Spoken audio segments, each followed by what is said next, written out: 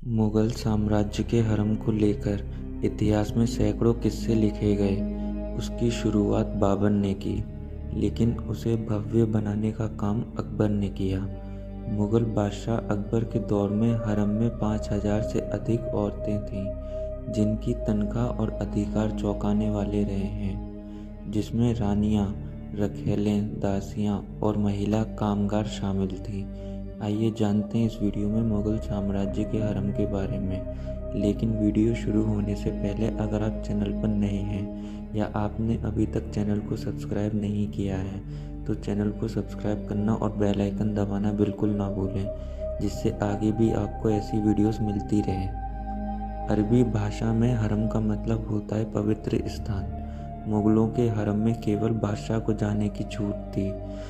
यही वजह रही कि इतिहासकारों के लिए ये सबसे दिलचस्प विषय रहा है। लेखक प्राणनाथ चोपड़ा अपनी किताब some aspect of social life during the Mughal age में लिखते हैं कि हरम में अलग अलग धर्म और संस्कृति की महिलाएं रहती थीं, जो बादशाह और उनके परिवार की हर ज़रूरत का ख्याल रखने का काम करती थीं। शर्त थी कि वो पर्दे में रहेंगी।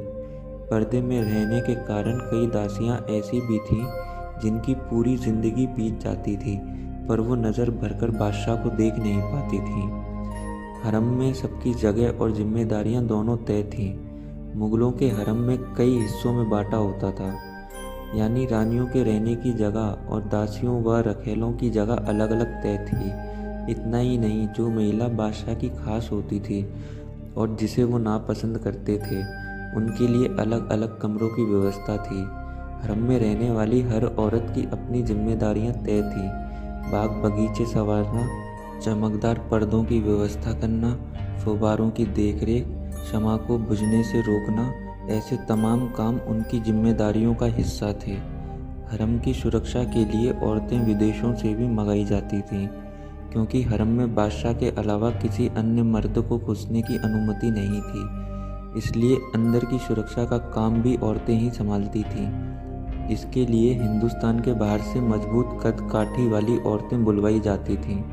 वो ऐसी औरतें होती थीं जिन्हें हिंदुस्तानी जुबान आती ही नहीं थी और ना ही किसी से मिलने और ना ही बात करने में दिलचस्पी लेती थीं, इसलिए इनकी तैनाती की जाती थी।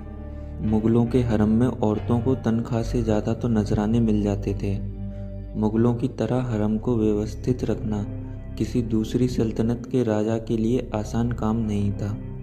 उसकी सबसे बड़ी वजह थी पैसा। हरम में बड़े पैमाने पर रखी गई औरतों की तनख्वाह के लिए बेशुमार दौलत की ज़रूरत होती थी। उस दौर में बड़े पैमाने पर तैनात एक महिला को 1600 रुपये महीने तक मिलते थे। यह वो दौर था जब एक तोला सोना मात्र 10 रुपये में आ जाता था। औरतों की निगरानी करने वाली दरोगा को इतना वेतन मिलता था कि हर महीने किलो भर सोना खरीदा जा सके।